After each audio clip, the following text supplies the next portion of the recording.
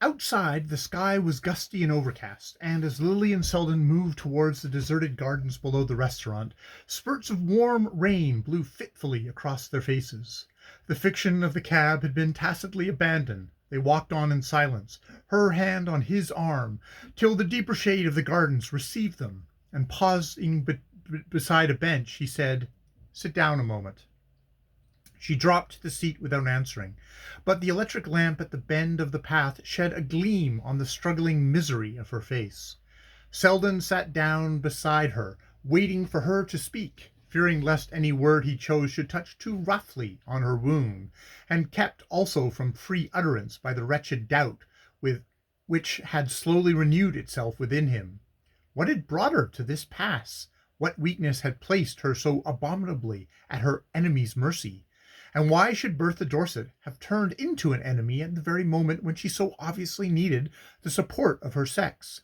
Even while his nerves raged at the subjection of husbands to their wives, and at the cruelty of women to their kind, reason obstinately harped on the proverbial relation between smoke and fire.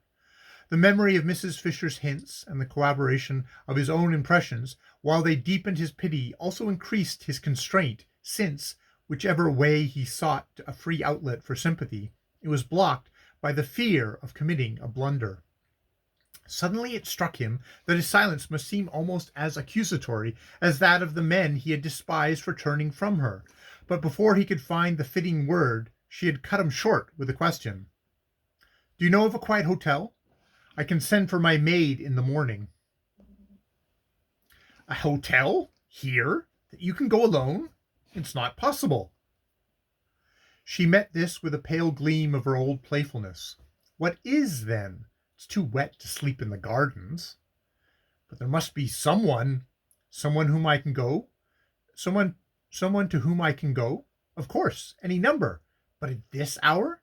You see, my change of plan was rather sudden." "Good God! If you'd listen to me!" he cried, venting his helplessness in a burst of anger. She held him off with the gentle mockery of her smile. "But haven't I?" she rejoined. "You advised me to leave the yacht, and I'm leaving it." He saw then, with a pang of self-reproach, that she meant neither to explain nor to defend herself, that by his miserable silence he had forfeited all chance of helping her, and that the decisive hour was past. She had risen, and stood before him in a kind of clouded majesty, like some deposed princess moving tranquilly to exile. "Lily!"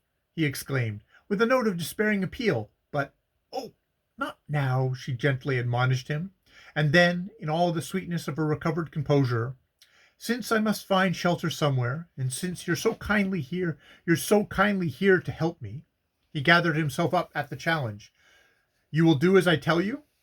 There's but one thing, then. You must go straight to your cousins, the Stepneys." "Oh!" she broke from her with a movement of instinctive resistance, but he insisted. "Come, it's late. You must appear to have gone there directly." He had drawn her hand into his arm, but she held him back with the last gesture of protest. I can't. Not that. You don't know Gwen. You mustn't ask me." "I must ask you. You must obey me," he persisted, though infected at heart by her own fear. Her voice sank to a whisper. "And if she refuses?" But, "Oh, trust me. He could only insist in return, and yielding to his touch, she let him lead her back in silence to the edge of the square. In the cab they continued to remain silent through the brief drive which carried them to the illuminated portals of the Stepneys' Hotel. Here he left her outside, in the darkness of the raised hood, while his name was sent up to Stepney, and he paced the showy hall, awaiting the latter's descent.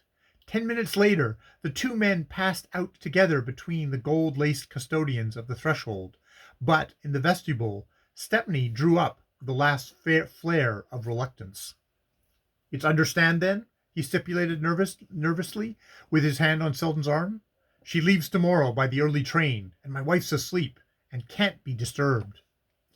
End of Chapter 3 of Book 2 of The House of Mirth.